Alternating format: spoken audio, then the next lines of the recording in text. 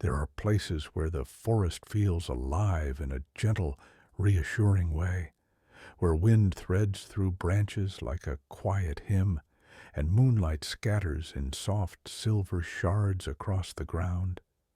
Hollow Pines is not one of those places. It begins with the silence, a suffocating, unnatural stillness that clings to the air like the remnants of a nightmare. Even the wind refuses to trespass there. Locals say the trees stand so densely packed that the night itself gets trapped between their trunks, unable to escape. And those who wander inside after dusk, most don't return.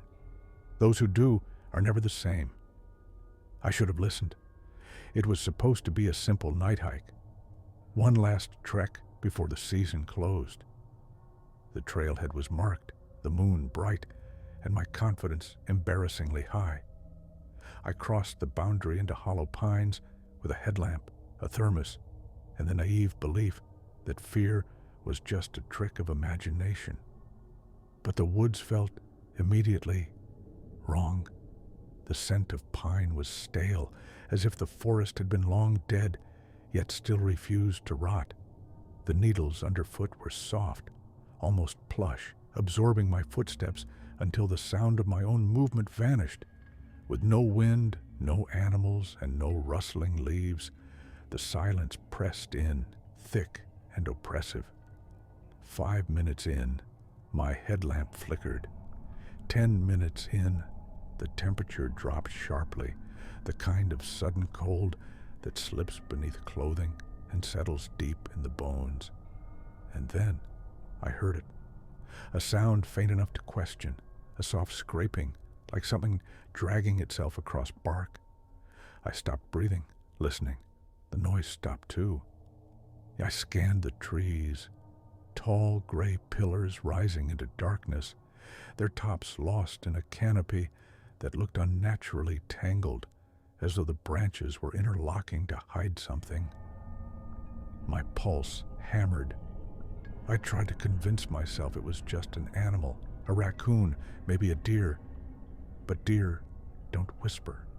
The voice came from behind me, close enough that I felt breath against the back of my neck, cold as winter soil. Don't turn around. Every instinct screamed, every muscle strained to obey the command of panic rather than the voice. But I turned. Nothing was there. Only the trees standing in rigid columns, their bark so dark it looked charred. My beam of light swept across the trunks, yet shadows pooled unnaturally thick between them, as though the light refused to touch whatever dwelled inside. Then I saw the tree marks, long gouges spiraling upward, carved in deliberate patterns, circles intersecting with jagged lines, not claw marks, symbols, warnings perhaps, or invitations. The forest exhaled. A low moan drifted through the pines, not carried by wind but emanating from the ground itself. The earth trembled beneath my boots. The shadows between the trunks began to shift, sliding together like living ink, merging into a single, towering shape. It had no eyes, only a hollow, elongated face, like the empty impression of a skull pressed into the darkness. Branch-thin limbs extruded from its sides, bending at impossible angles. As it leaned toward me, its presence stole the warmth from the air. And then it whispered again, this time inside my skull. "You should not be here." I ran. Branches whipped at my jacket, but I didn't feel them.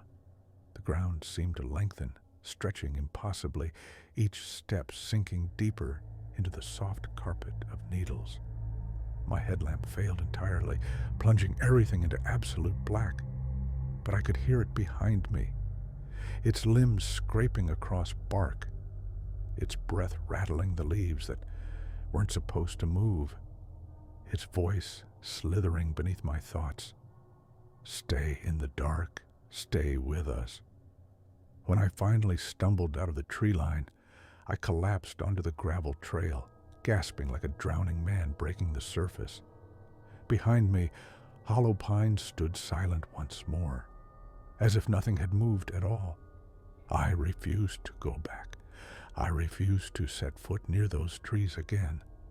But sometimes, when the wind is still and the night is heavy, I swear I hear that whisper drifting across the pines, soft, coaxing, patient, come back. And I know the forest remembers me.